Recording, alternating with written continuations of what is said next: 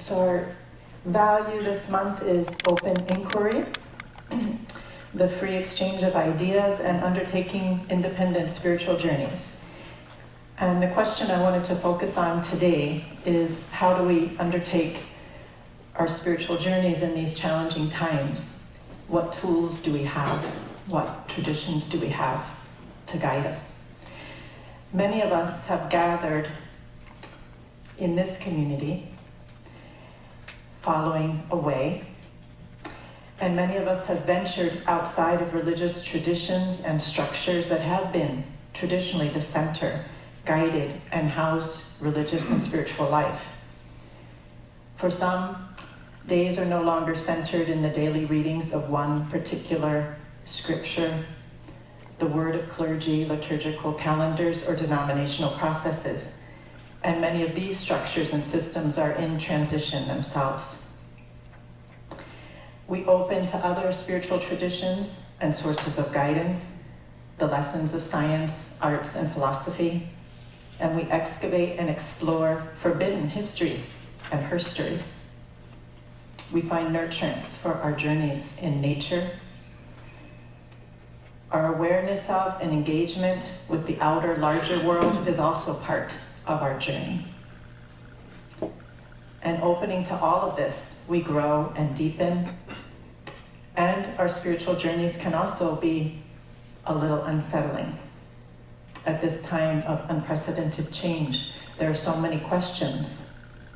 How do we find our way? In February, here at C3, we talked about the United Nations telling us about massive human dislocation on a scale greater than ever in recorded history. And last week we talked about patriarchy as a system and the impact on our civilization, especially on women and on nature. And this month also there was a new study released by scientists.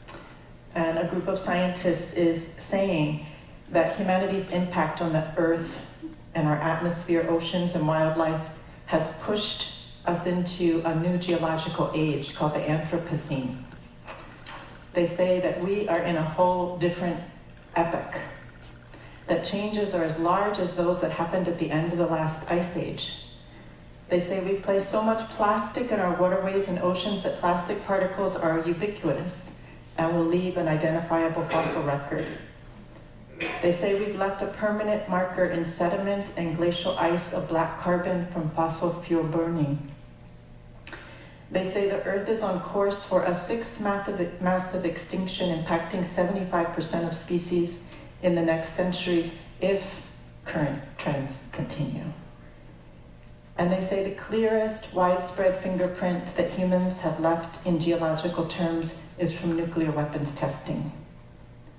They say we can see it in the glacier ice, and that if a core is taken from Greenland, that scientists could say that is when it started.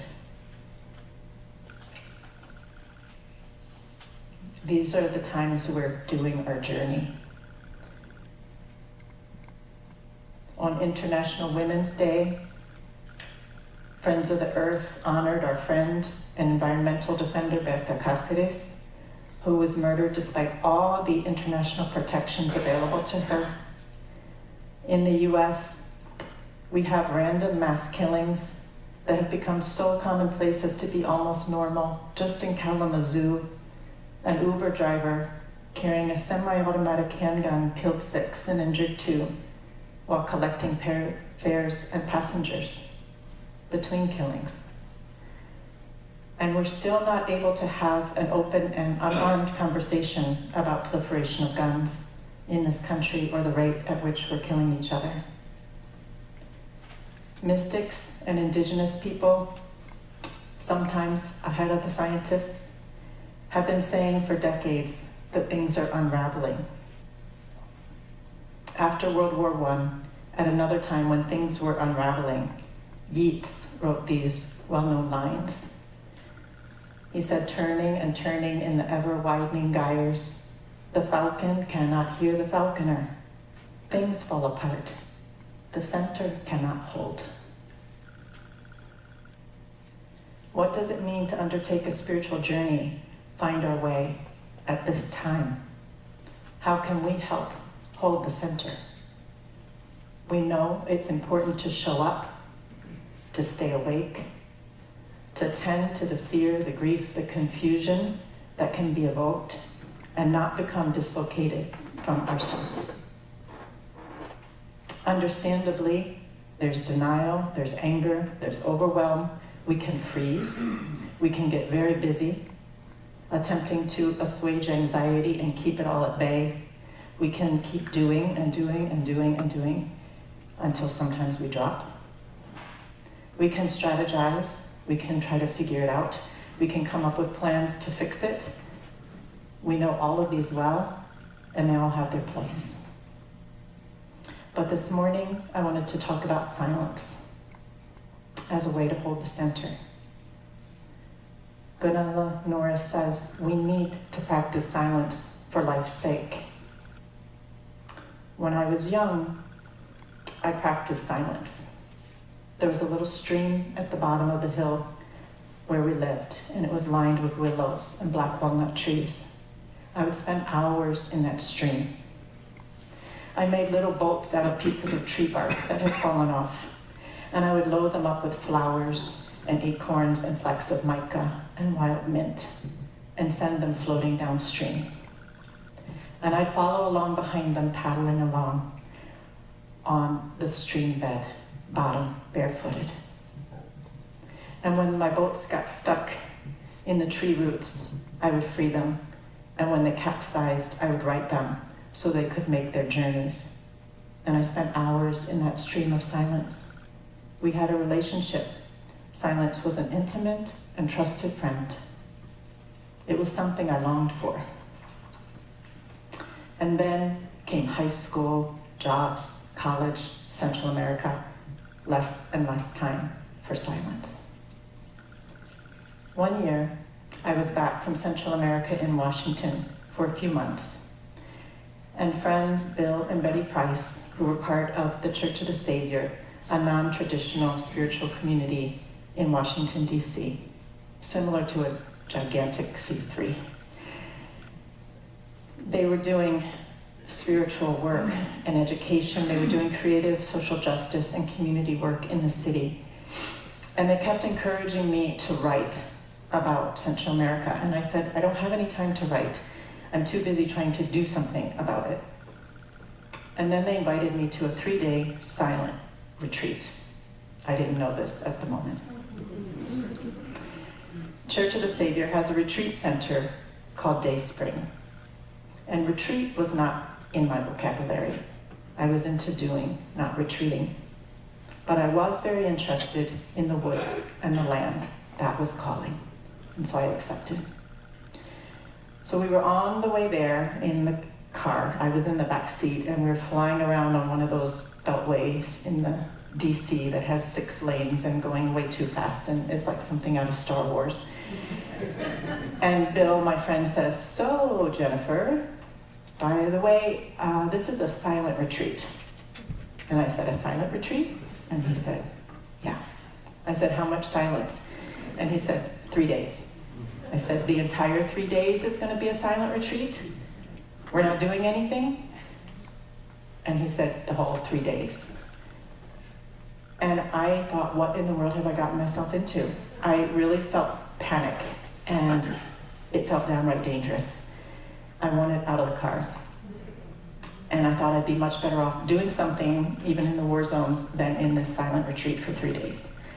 My mind was racing. I was trying to figure out how to escape, but there was no way out. And into 3 days of silence we went. Day Spring is set on a beautiful stretch of land in Maryland. It was set aside by this community as a silent retreat center, that detail that I didn't know when I said I would go. And its intent is to nurture the community and the work of this Church of the Savior in DC. They run homeless shelters. They have hospices for people on the street where they can come and be until they die in a warm, loving home. They run medical clinics for the uninsured, where doctors donate their time. They support single mothers and those coming out of prison helping them to get credit and housing and jobs. They have this wonderful Potter's House, a community gathering place, bookstore and cafe, where a cup of coffee and a bowl of soup are always available to everyone regardless of your capacity to pay. And the land and the silence of Dayspring nurtures and sustains the spiritual journey of this community, undergirding their work of mending what has unraveled in their world, inner and outer worlds.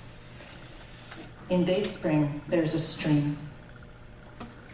Bill says I was trying to escape when I found it, but I really wasn't. I was just wandering the land, and I found myself there, and I found myself in silence again.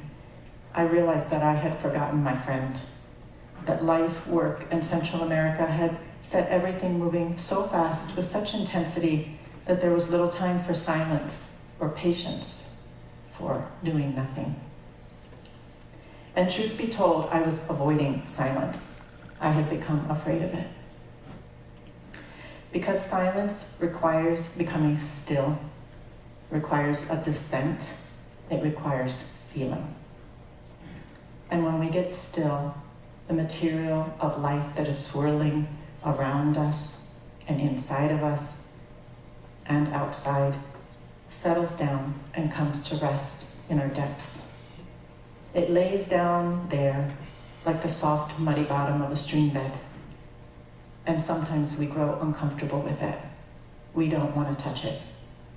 We tread water furiously, trying to stay up on top of the surface, making sure not one single toe descends, not sure how deep it is, what all is down there.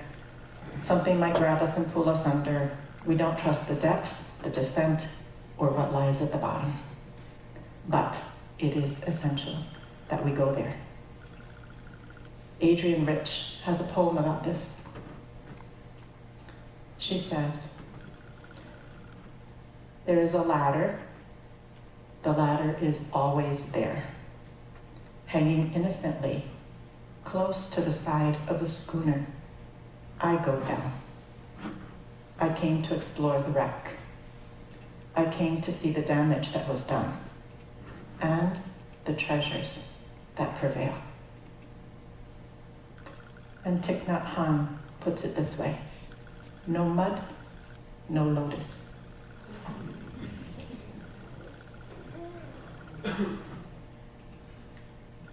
In the silence of those 3 days, I found my trusted friend again. In silence, we remember who we are. Silence accompanies us as we make the necessary descent into our personal and collective mud. Accompanies us as we feel our way through damage done and the treasures that prevail. Silence holds the center.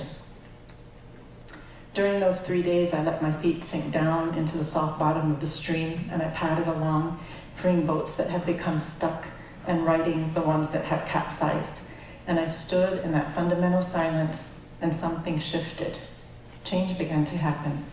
From that deep place of wordlessness, I began to write. I gave Bill my first article. He published it in his World Peacemakers newsletter. Flow was restored, and I was reminded of the need to cultivate and treasure silence.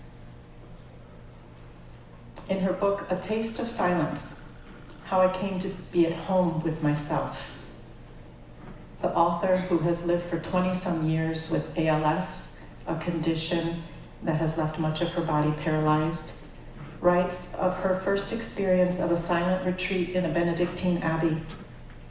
She says this: "To this day, I don't understand in the least. I did not talk to anyone in those 3 days. I just sat in deep silence. And when I departed, my situation was just as hopeless as ever. But to my housemate's amazement, I arrived laughing, without understanding how or why. The experience has never left me. It was the beginning of my path with and in silence. It marks my life to this day." My years working with Quakers was a gift. Everything in the Quaker world begins with a moment of silence. Every meal, every meeting, every conference call, every Sunday, which is their first day. When there's confusion, tension, or conflict, a moment of silence slows things down, settles, holds the center. When there's lack of clarity about what to do next, a moment of silence acknowledges we don't know right now. It helps to be at peace with that, to trust the unknowing, trust the gap, and wait in silence to let it come. Quakers speak of waiting in silence. There's a posture of being receptive, understanding that something comes to us out of this silence. Clarity, guidance, leadings, messages, meaning, settledness, peace. Quaker educator Douglas Steer says this: silence is a way to connect profoundly with the deepest reality and with each other. I do not know what takes place here, but there is a certain slowing down, a certain healing seems to go on, a certain tendering. This tendering is what we need to mend a world unraveling, overrun with violence. Norris says silence returns us to the sacredness of life, and that each one of us is needed to do this work of tendering. Quakers speak of connecting with the deepest reality and with each other in silence. Norris says, sharing silence is in fact a political act. I have a friend who's from the Bay Area, a peace activist all her life, who did accompaniment work in Central America and in Colombia. And she's back in the United States caring for an elderly parent. And when we started the accompaniment project in Honduras, she knew how hard the violence was going to be, how hard it would be for us to find stillness and silence in that vortex. And she said, I can't physically be there with you. I can't accompany on the ground anymore. But I will accompany you by sharing silence from here. Her intention was to help us hold the center. And at first I thought, well, that's nice. That'll make her feel better, like she's doing something. And as things became more outlandishly unsettled and violent, I became very aware that her silence made me feel better. It influenced and touched us. We called it our hotline. I would send her an email and I would say, silence now, and she would be there. And it helped me, it helped our team hold our center, to be a steadier presence for those that we worked with, to tender the violence. It was a political act. In the Nicaraguan countryside, there's vast areas where there's no electricity, no cell towers. Silence abounds, and conversation is an art form. Silence is part of the conversation. Simply being in the presence of another with no need to fill the space. Just being, breathing, sharing silence is valued.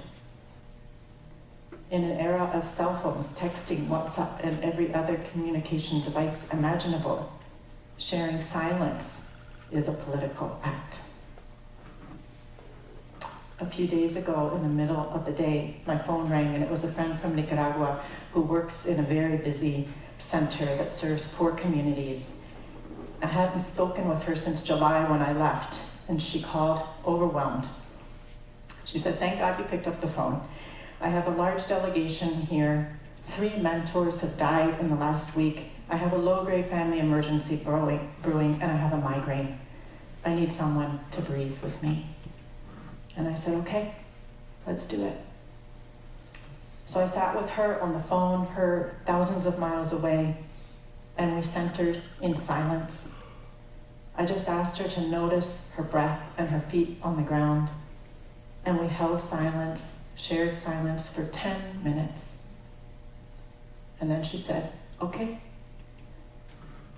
Her migraine had receded, her back was unclenched. She said, I can finish my day.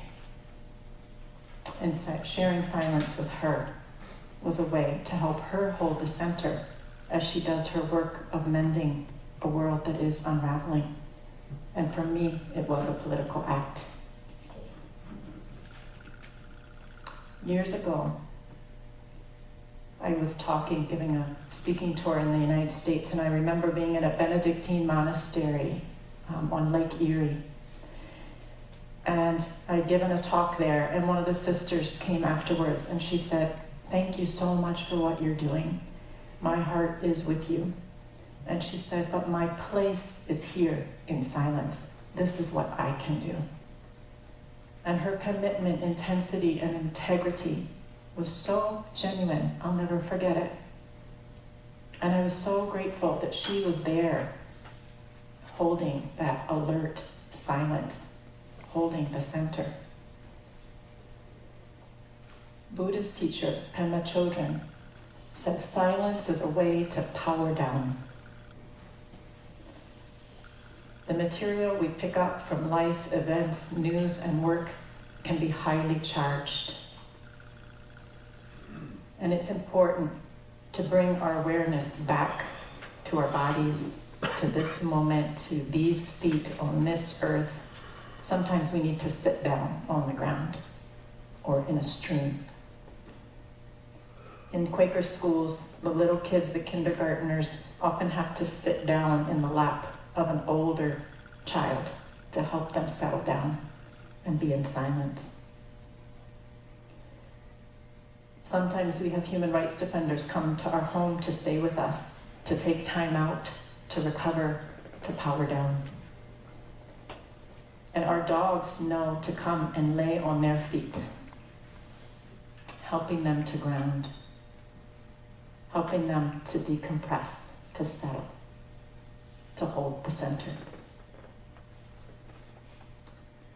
There's a small herd of horses down the road from me at the Sundance Center. One of them is a beautiful black mare, Juniper.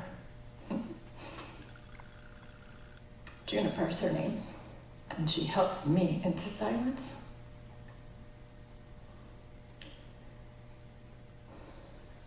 I stand in the presence of her enormous body, and she steadies me and roots me. My breathing, my heartbeat, and my pulse slow in her presence. And she in turn registers all of these shifts in me. And there are moments when the strong resonance is felt and palpable. And she will lower her head and bring it right down to within 1 inch of mine, aligning the soft black orb of her eye to mine right here, and locks in and holds me there. I call it darshan with Juniper. We stand eye to eye, slipping through a portal into an immense stillness, a silence as vast as the universe. We are located and held there. And then something shifts, a sense of a stream running through, sometimes water in my eye and water in hers, a feeling of some soft feather landing, of having touched sacred ground, of having been tendered, steadied, no more questions. A pervasive sense that the center holds in the eye of this horse. Benedictine contemplative Julian of Norwich lived her life in silence at a time of plague, war, wreckage, and unraveling. She spoke of experiencing all of creation in one single hazelnut. She spoke of a pervasive sense that all shall be well, and all manner of thing shall be well.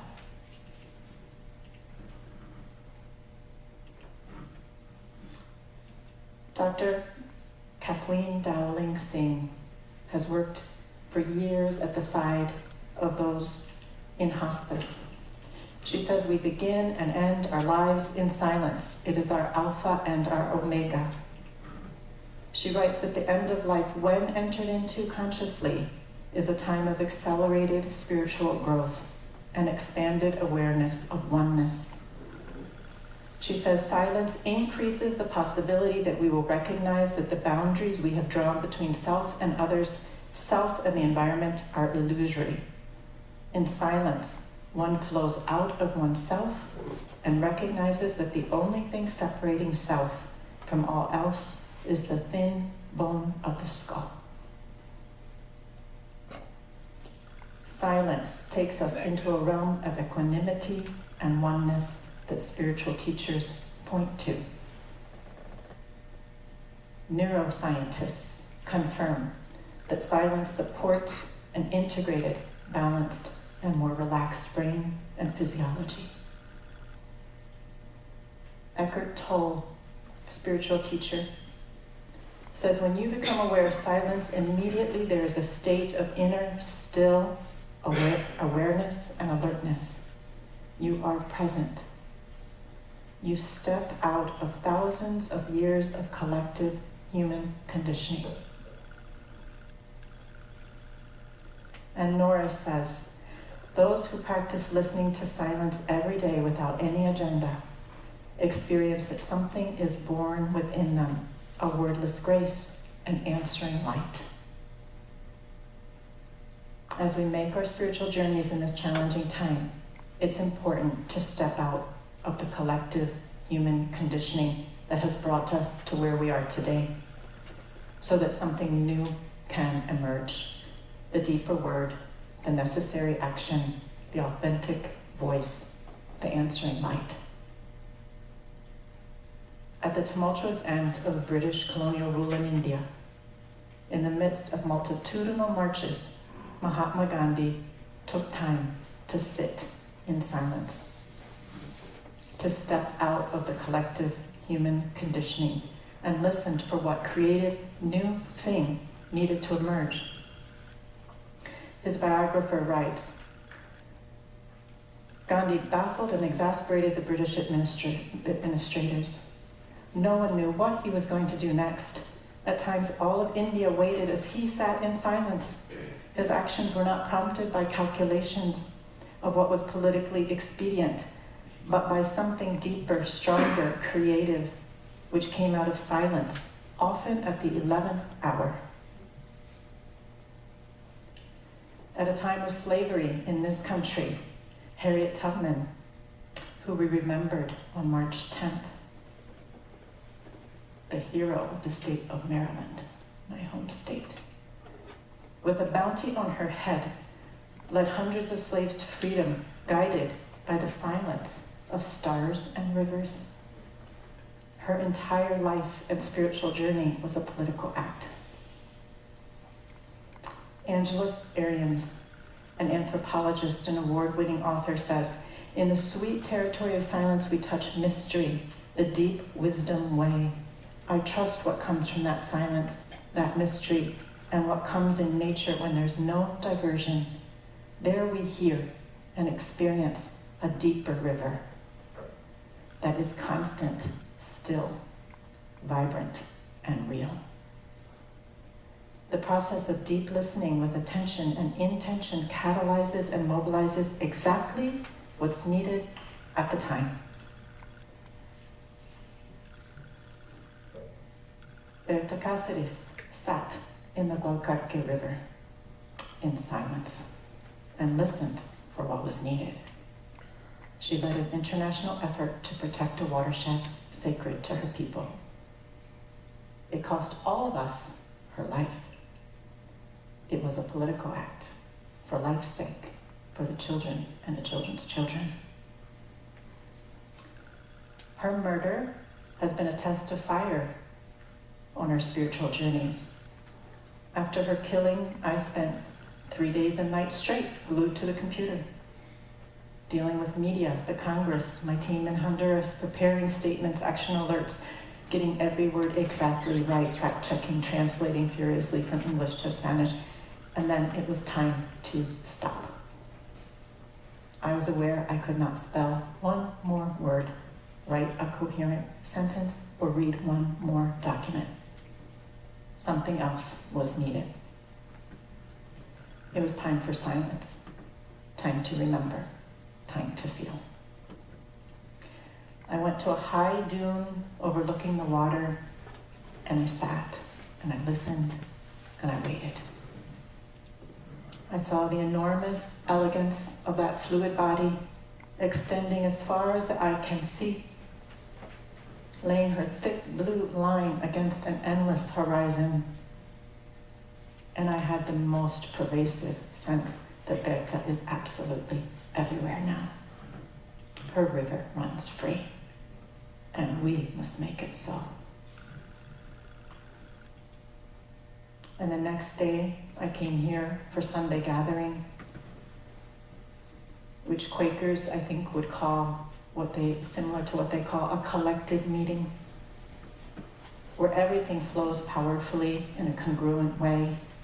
Some synchronicity weaves together what is needed. A new song, never heard before, emerges on stage to tender and heal.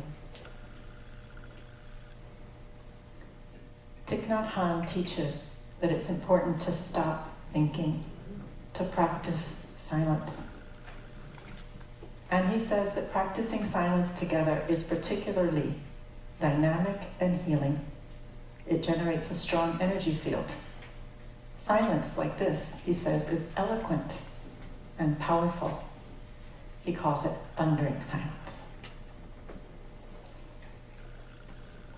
So as we undertake our spiritual journeys in these challenging times, when scientists tell us that human beings have endangered the delicate balance that sustains our lives, communities, and the planet, that we've left a fingerprint of fossil fuels and atomic tests at the core of glacial ice,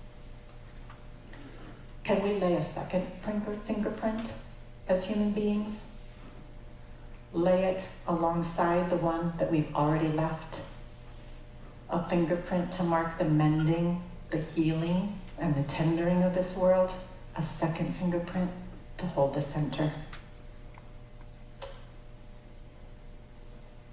I wanted to ask that we take 3 minutes of silence. Not 3 days, just 3 minutes.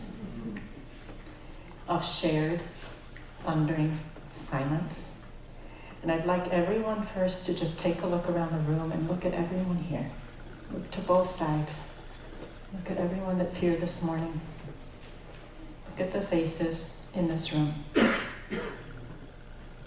Acknowledging everyone who is here now, this morning, this moment. And invite you, as Thich Nhat Hanh would, to stop thinking. Be aware of your feet on this earth and of the breath. And just take 3 minutes of shared silence. I'll stay right here and I'll lead us out of it.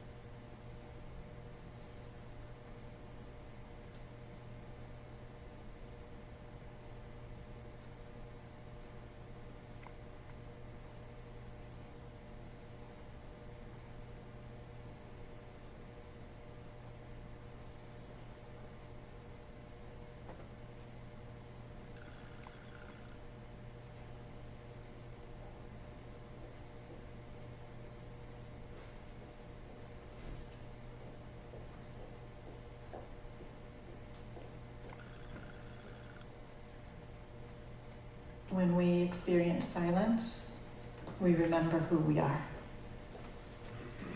Change begins to happen. Our lives align with deeper values.